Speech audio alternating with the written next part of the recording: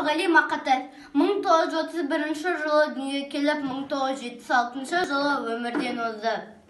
Алматы облысы қазіргі Райымбек ауданы Қарасаз ауылында дүниеге келген. Отан. Мен оның түнін сүйем, күнін сүйем. Ағынды өзен асқар төгілін сүйем. Мен оның қасиетті тілін сүйем. Мен оның құдіретті үнін сүйем. Бар жандығын сүйемін қыбырлаған. Бәрі маған отан деп сыбырлаған. Жаным менің кеудемді жарып шықта боз торғайы, бол оның шырылдаған. Отан, отан, бәрінен биік екен. Мен оны мәңгілікке сүйіп өтем.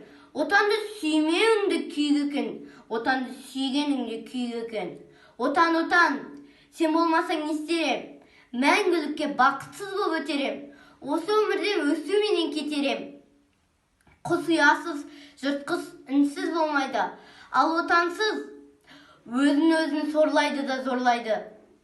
Күн көрер әкесіз де анасыз, өмір сүрер әйелсіз де баласыз. Ал отансыз нағыз сорлы панасыз. Екі өмір жоқ, жоқ әрине екі өлім. Екі отан жоқ, жалғыз отан мекенің.